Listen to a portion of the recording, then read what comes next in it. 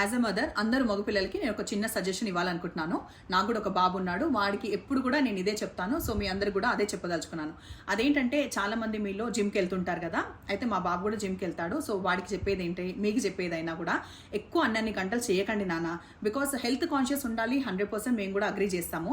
But parents view నుంచి ఆలోచిస్తే ఈ మధ్యకాలంలో చాలా న్యూస్లో మనం వినడం జరుగుతుంది. చాలా ఇయర్స్ నుంచి కూడా, అంటే ఫ్రీక్వెంట్గా ఏంటంటే హార్ట్ అటాక్స్ వచ్చి చనిపోయారు అమ్మాయి కానీ అబ్బాయి కానీ అన్నప్పుడు అది చాలా పెయిన్ఫుల్గా ఉంటుంది. సో అది డిఫరెంట్ రీజన్స్ అయి ఉండొచ్చు. ఈవెన్ ఐ అగ్రీ, వాళ్ళ లైఫ్ స్టైల్ కానీ వేరే ఆస్పెక్ట్స్ కూడా ఉండొచ్చు. బట్ హ్యావింగ్ సెడ్ దట్, ఎక్కువ మటుకైతే ఈ జిమ్లో చనిపోవడం అనేది ఎక్కువ వింటున్నాం కదా, దానివల్ల ఆ భయాని కోసం నేను చెప్తున్నాను. వేరే ప్రొఫెషన్స్ కొన్ని కంపల్సరీ ఉంటాయి, లైక్ సినిమా ఫీల్డ్ కానీ లేకపోతే బౌన్సర్స్ కానీ అట్లాంటి వాళ్ళకంటే ఉంటాయి. అప్పటికైనా వాళ్ళు కూడా జాగ్రత్తగా ఉండాలి, అందరం జాగ్రత్తగా ఉండాలి. సో ఉన్న చిన్న జీవితం హ్యాపీగా ఎంజాయ్ చేస్తూ చేయండి. ఏది చేసినా మంచిగా మైండ్ఫుల్గా కాన్షియస్ అయి చేయండి అండ్ జాగ్రత్తగా ఉండండి. ఇది ఒక్కటే నేను కోరుకుంటున్నాను. థ్యాంక్ యూ మా.